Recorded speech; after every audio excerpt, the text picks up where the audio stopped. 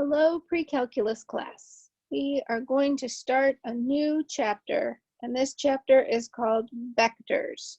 So today I'm going to give you just a short introduction to vectors. This first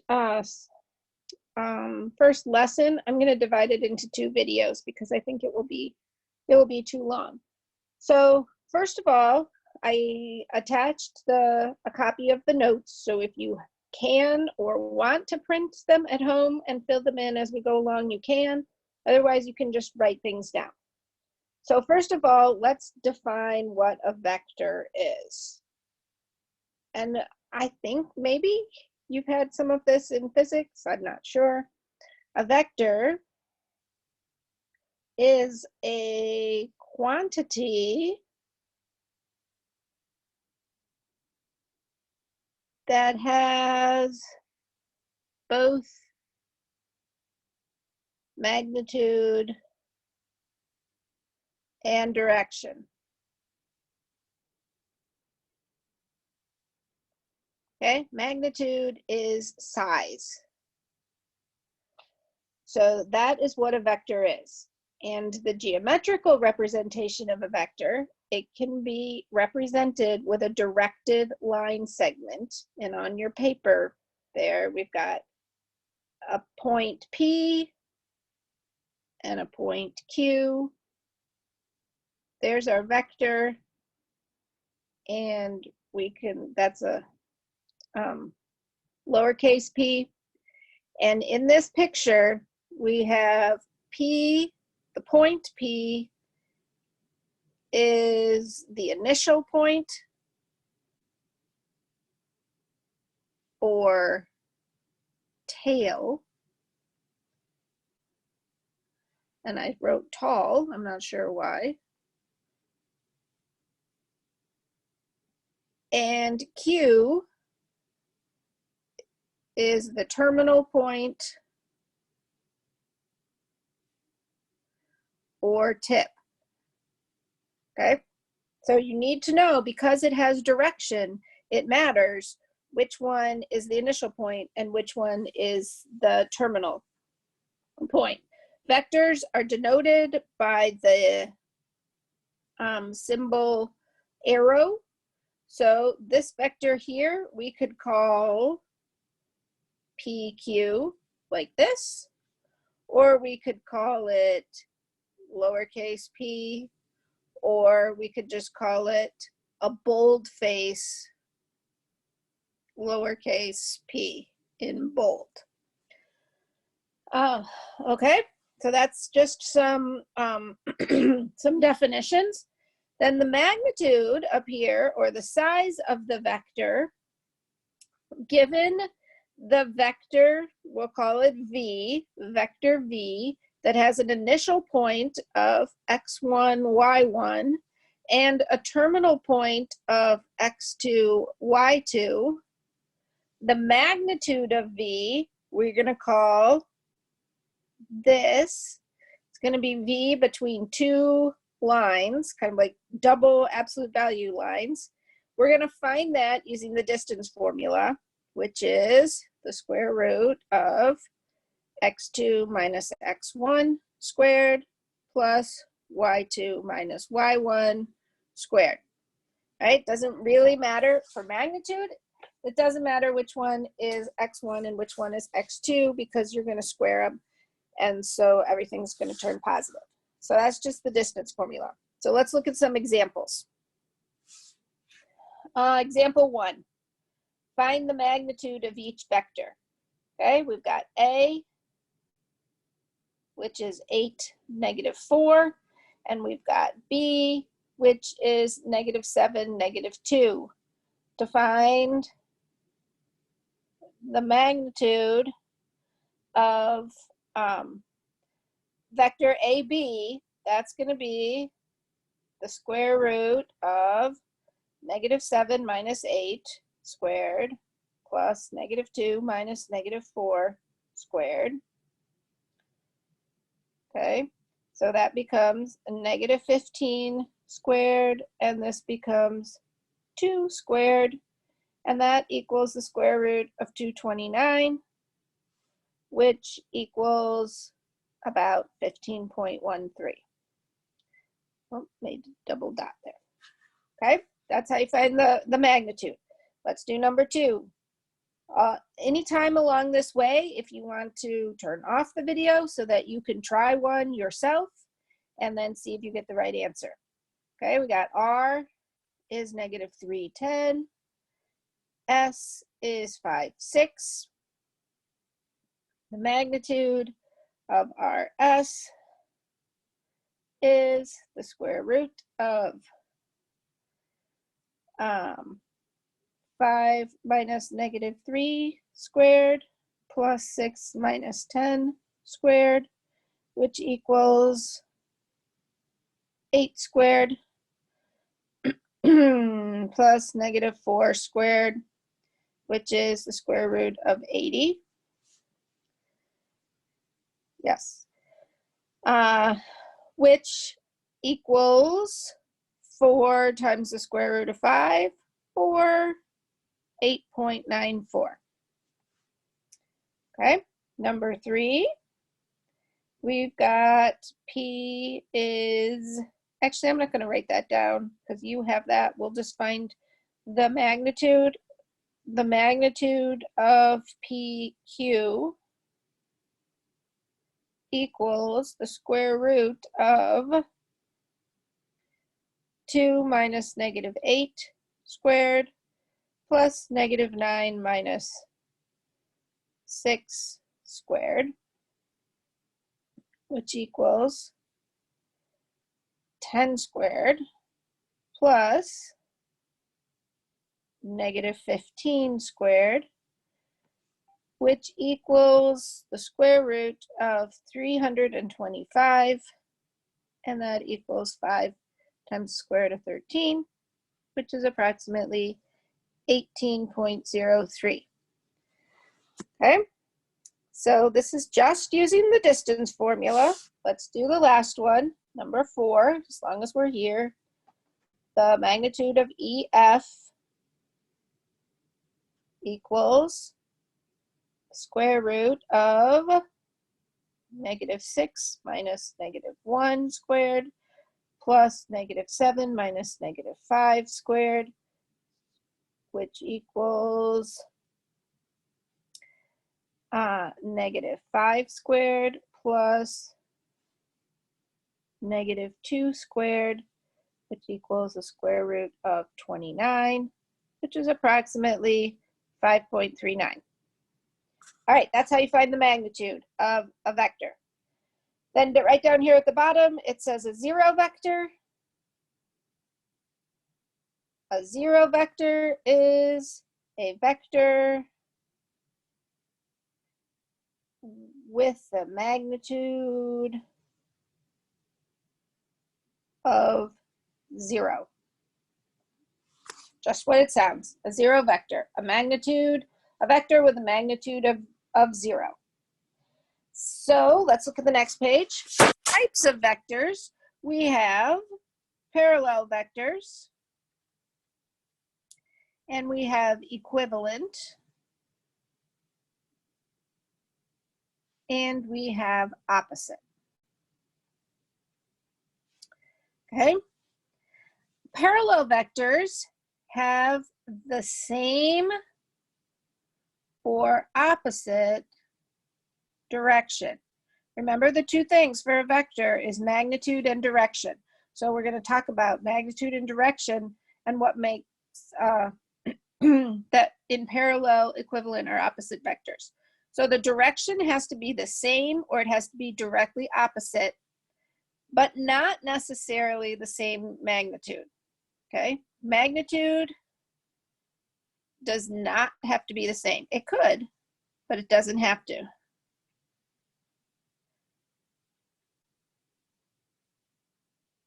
Okay, so a picture of that might be vector A and vector B.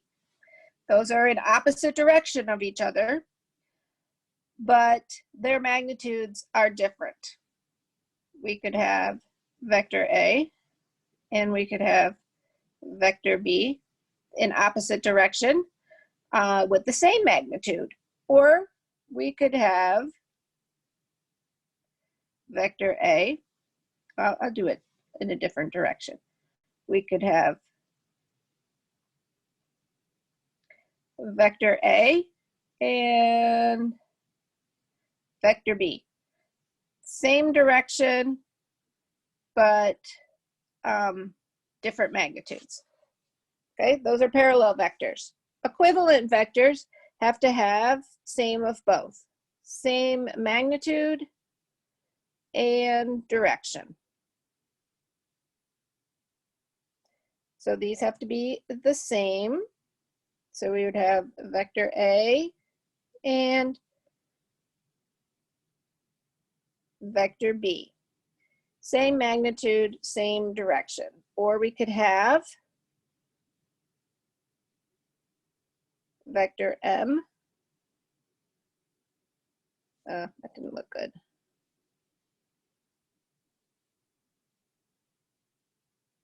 And vector N. They don't have to be right across from each other, but as long as the magnitude and the direction are the same, they are equivalent. And opposite has same magnitude and opposite direction. So that would be K and, I'm not having and L or something like that. Okay. So if you look at the picture that you have in your notes, you're going to use that graph and look at those vectors to classify each pair of vectors that they're talking about there. So the first one is A and E. And if you look at A and you look at E, they go in opposite direction and they have the same magnitude. So they are opposite. That's number 5. Number 6, we've got I and F. If you see I and F, they are going in the same direction and they're the same magnitude, so they are equal.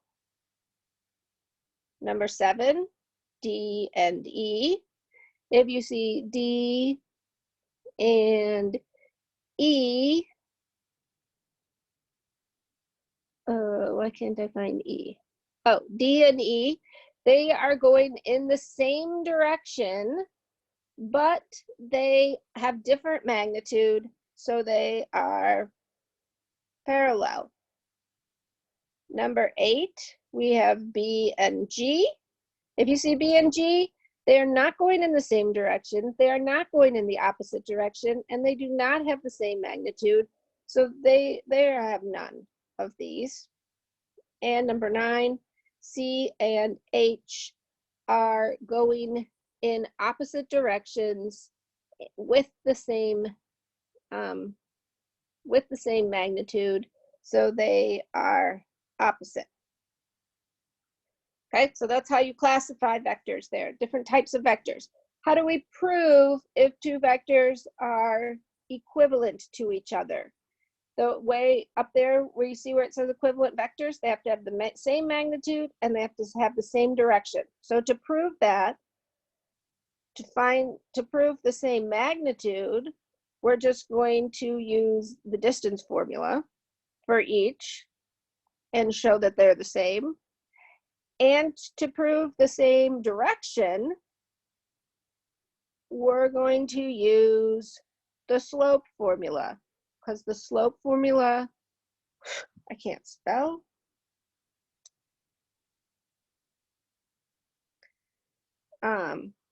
The slope formula tells us which way it is going. So let's prove these here. Determine whether A, B, and C, D are equivalent given their initial and terminal points. So for number 10, we've got, let's find the magnitude of AB, which is going to be the square root of -2 minus -6 squared plus 3 minus -7 squared, which equals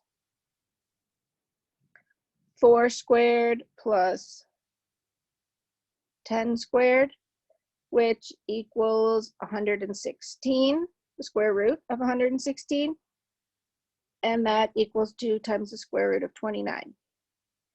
Then let's find the magnitude of CD. Because if we find that their magnitudes are different, then we know that they're not equivalent. They have to have both the magnitude and the slope. So for CD, we're going to find 6 minus 2 squared plus 0 minus -10 squared, which is 4 squared plus 10 squared, which is the same thing we have up there. Square root of 16 equals 2 times the square root of 29. So they both have the same magnitude. Now we have to see if they have the same slope. For AB, we're going to find the slope. And remember, the slope formula is change in y over change in x. So for AB, our change in y is going to be 3 minus -7 over -2 minus -6, which gives us 10 over 4, or 5/2.